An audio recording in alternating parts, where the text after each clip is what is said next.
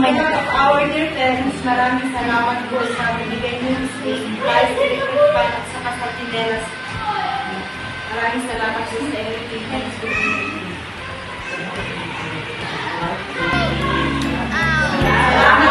Salamat po. Steps in and sees you through when you wish upon a star, your dreams come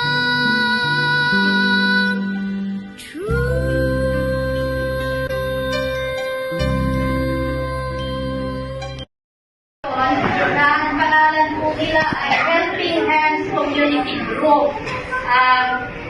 Hindi ko po alam pa yung kanilang background, pero ayaw ko kasing masyadong ipakilala ng kanilang superior yung kanilang name. Hindi nila ipinaalam yung names nila. So, nakapasi sa Saudi. Nasa Saudi sila. Dubai, ma'am. Ay, Dubai. Nasa Dubai daw po sila, no? So, may grupo po sila doon. Nakikita naman po natin. This year lang sila. 2023 po. 1 year na po sila. 1 year na daw po sila. So 1 year nila, malaking pagkasalamat po natin dahil sa isang taon nila ay napili po nila yung ating daycare, no? Through yung isa pong member po rito, kapatid po niya si Mr. Jason Vergara. Kaya siya po yung tulay na nag-repair para sa atin na magkaroon po tayo ng ganitong sponsor. No? So, i-provide po nila yung 30 yung 30 na project na enrolled sa daycare. So, as of now, meron po tayo 19 pa lang po na nagpapa-enroll.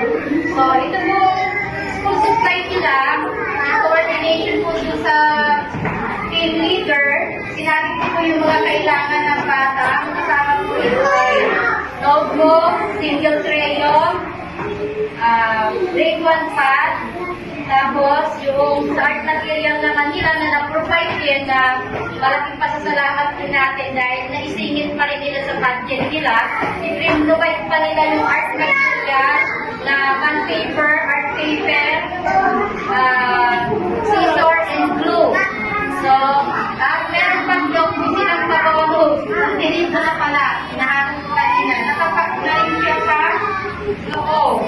So, meron na rin po paper yung bata, no? Na kailangan din natin sa daycare at sa requirement sa daycare.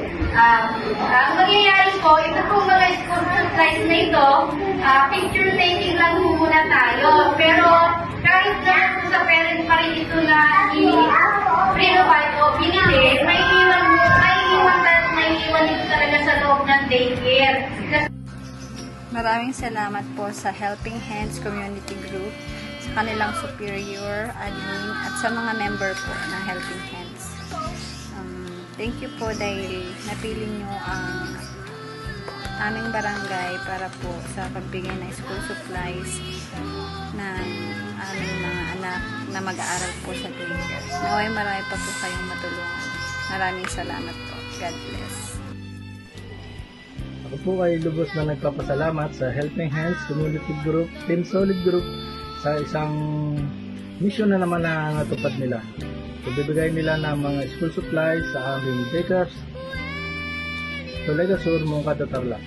Nagpapasalamat din po ako at ako ay isang naging tulay ng inyong pagtulong. Lubos po akong nagagalak at nagkaroon ako ng bahagi at naging parte ng isang misyon na to. Kaya po, saludo ako sa Team Solid Group, Helping Hands, sa mga members, superior, admin.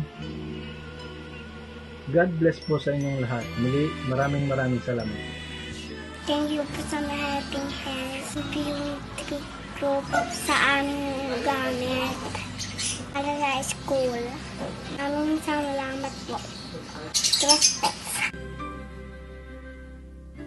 When you wish upon a star, makes no